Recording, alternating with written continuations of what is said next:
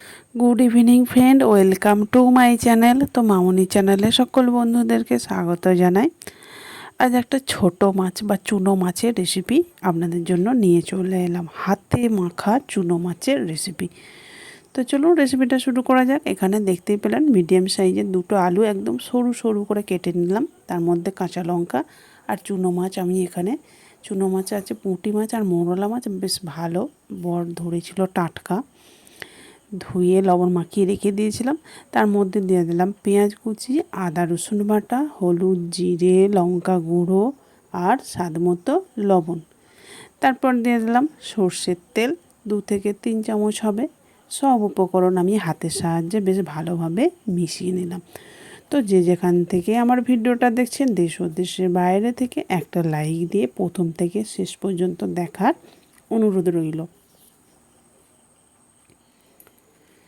তো দেখুন আমার মাখানো বেশ হয়ে গেছে ভালো মতোই। এরপর ফ্রাইং প্যান বসিয়ে দিয়েছিলাম, দিলাম সর্ষের তেল 1 চামচ। সর্ষের তেলটা ভালো মতো গরম হলে দিয়ে দিলাম এই মিশ্রণটা। এরপর এই পাত্রটা ধুয়ে আমি সামান্য জল দিয়ে দিলাম।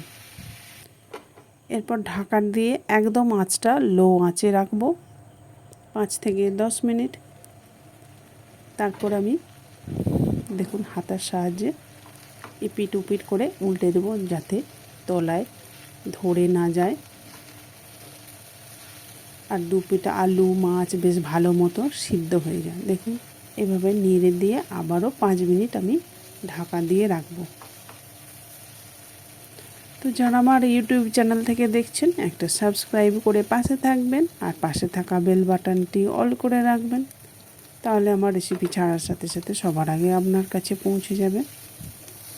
আর যারা পুরনো বন্ধু আছেন তারা তো সাবস্ক্রাইব করেইছেন, তাদের জন্য আমার অসংখ্য অসংখ্য ধন্যবাদ ও অফুরন্ত ভালোবাসা।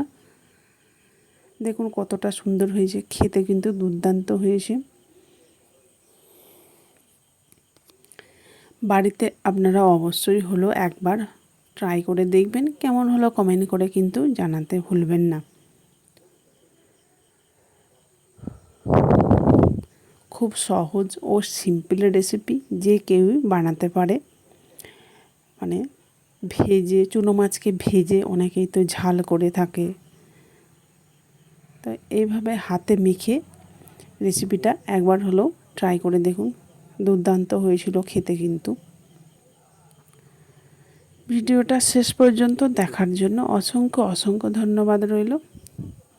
তো কাল আবার পরবর্তী রেসিপি নিয়ে আপনাদের সামনে হাজির হয়ে যাব।